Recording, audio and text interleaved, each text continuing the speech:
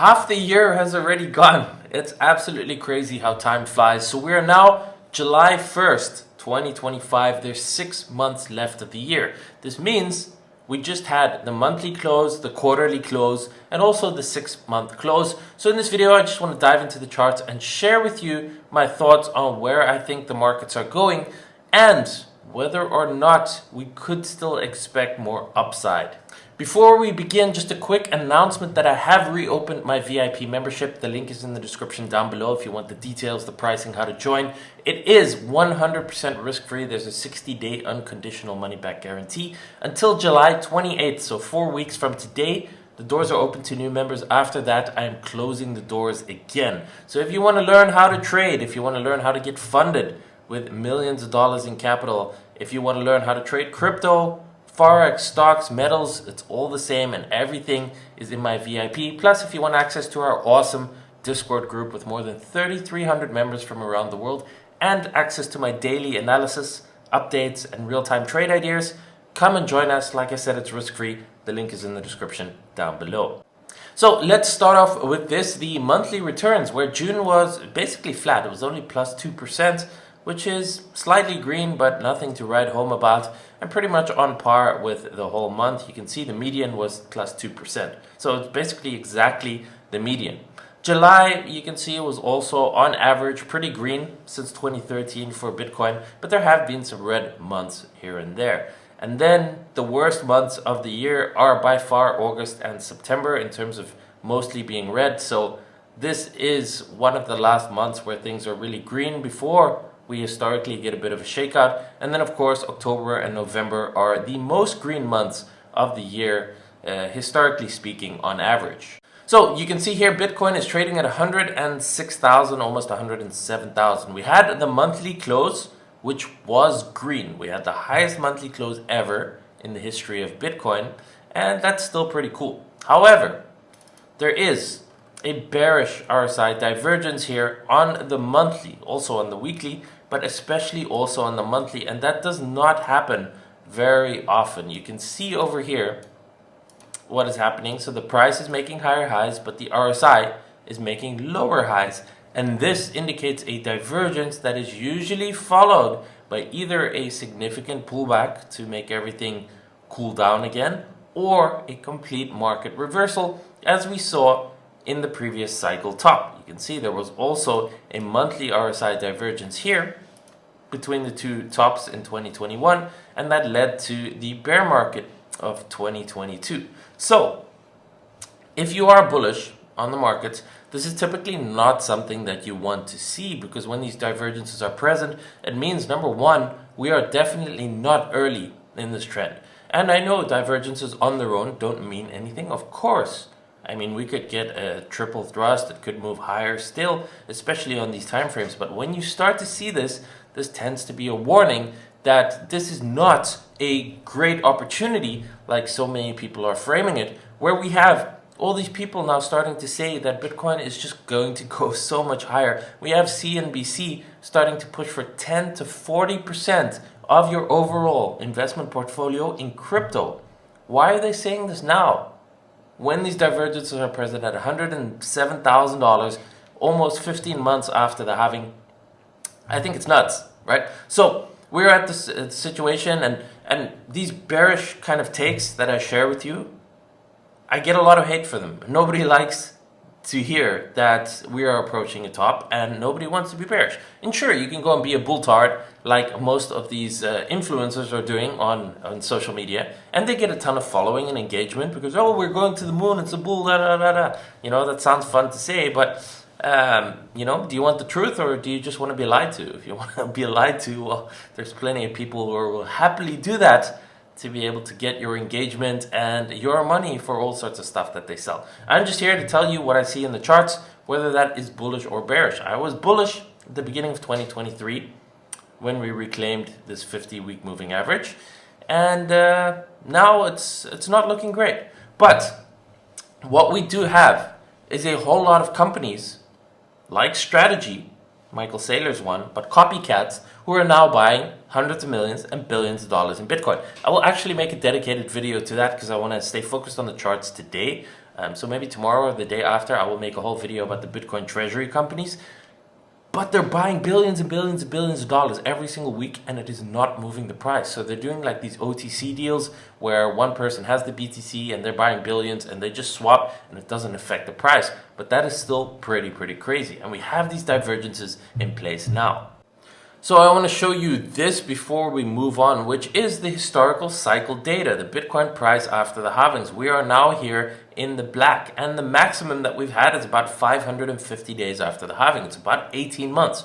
We are now this month going to be 15 months after the halving. So that gives us a window of 3 to 4 months until we reach the same point in time after every halving, where never in the history of Bitcoin has a bull market continued longer than 18 months. Now, this time could be different, sure, but that would be the first time in 16 years that there is a difference. So for now, I'm going to just assume that things are not different until proven otherwise, which means that we have potentially 3 to 4 months left for the whole market to pump. If the bulls want to do something, they need to make things move and need to make things happen before the end of the year. We also have the historical 4-year bear market timings, 2014, 2018, 2022. What is next year? 2026. So, based on all the data, it becomes likely that 2026 is once again going to be a bear market, and that the bulls have a very short period of time. The closer we get towards the end of the year,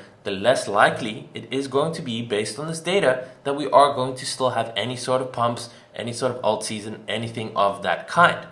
This is the truth, this is the reality. If you don't want to hear it, or it sucks hearing that, then I suggest you make a plan for if it happens, right? You can't just put your head in the sand and pretend that this isn't the way it is. Okay, so if everything does pump and it all goes crazy, awesome. I wish you a lot of profits and I hope you make a lot of money. But what if it is, like I'm saying here, and as the data suggests, what if we are getting closer and closer to the top and we are not going to have an altcoin season?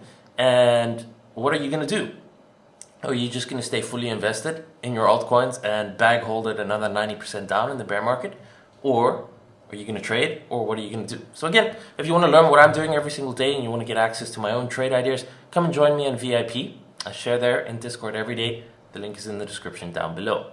So this is where we're at. Let's change it back to a weekly chart over here. And you can see there's still absolutely nothing really interesting that's happening here. You can still say we are still testing this and we're hanging out at this level. Until we get a definitive break above 112,000, we can start looking at, okay, maybe we go to 120, 130, and even that could still be a UTAD and Wyckoff distribution. It could be just a fake liquidity grab pump, the final high, before it goes down. So even if we run to 120, which I do think could be a possibility, especially if it happens in the next 2 to 4 months, which is that window for us to run higher. But unless anything happens, there's still absolutely, I would say, no reason to really be bullish here. We need to get breaking above 112. Now, we're just hanging around here between 100 and 112. If we get below 100, I think the bears take over and start pushing things lower. Until then, we're still chopping around. So, not really bullish, not really bearish, but you can see these RSI divergences here, they tend to play out. Now, keep in mind, they do appear here on a weekly time frame, on a monthly time frame, which means they can literally take weeks and weeks and weeks before it plays out.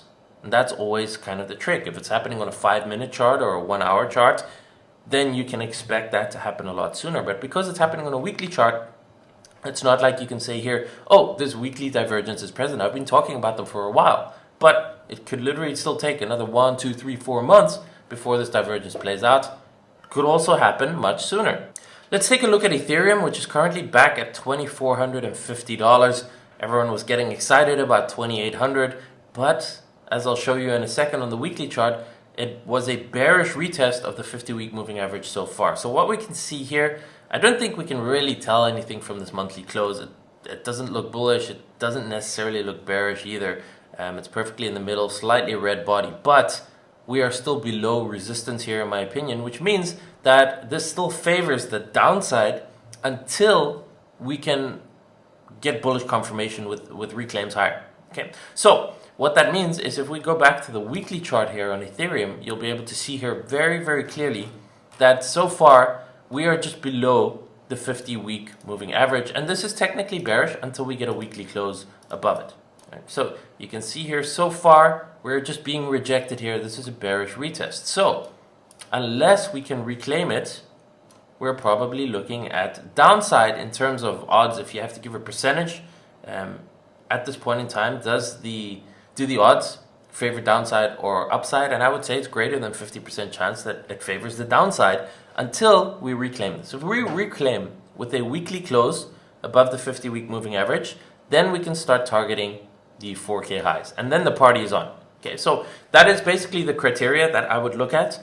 I would say cautiously bearish, but willing to change the view short term with a reclaim of 50-week moving averages. And this is across the board with altcoins. So that's always just how trading and investing in charts work. Unless you're just buying Bitcoin and you just keep stacking dollar cost averaging, never sell, and you're going to hold it for the next 20 years, that's a completely different strategy. And in that case, you shouldn't even be looking at these charts on a weekly or even on a monthly basis, right? It doesn't matter if that's your strategy. But if you're trading and you're investing and you're looking to find the best or most optimal entries where you can buy low, ride it up, and sell high and take profits, well, then this kind of stuff is important. And if something happens on the chart, then probabilities favor a certain scenario. So if we reclaim 50-week moving average with a weekly close above, then we favor a run towards 4,000, maybe even the all-time highs, which means then we can start taking long positions on Ethereum and probably all sorts of altcoins and Ethereum-based altcoins and meme coins that we might have a massive run at that point in time. But until that happens, so if we stay below it, the chance favors rejection, which means we could go as low as the 2022 lows from here if we reject over here. So those are the two scenarios, and right now we are still under resistance. Now that could all change. Maybe this month we reclaim everything, in which case the short-term trend would probably flip bullish and you can play the upside. You can take longs, etc., etc. But at this point in time, would I start getting bullish at resistance? No, right? It doesn't make sense. We're 15 months into the halving. We're literally at resistance. There's bearish RSI divergences on weekly, on monthly, on Bitcoin. And at this point in time, it's just a trader's market. And you're much better off, if you can trade, to just take positions, jump in, jump out. But there's no need to take massive risk and go all in here. That's how I see it anyway. So at this point in time, I'm leaning bearish unless we can get reclaims of the 50-week moving average, not just on Ethereum, but also on the altcoins. You can go and look at them. I'm not going to do that in this video. Dogecoin, Solana, a whole lot of them. As soon as we reclaim 50-week moving average with a weekly close above, things start to favor upside and you can start to play the long side. So that is it from me, this update. If you want daily analysis, trade setups, long shorts on crypto, on Forex, if you want to learn how to trade, how to get funded, come and join me in VIP. The link is in the description down below. It's 100% risk-free for 60 days, 100% money-back guarantee. If you're not happy, come and join us. It's the best place to learn.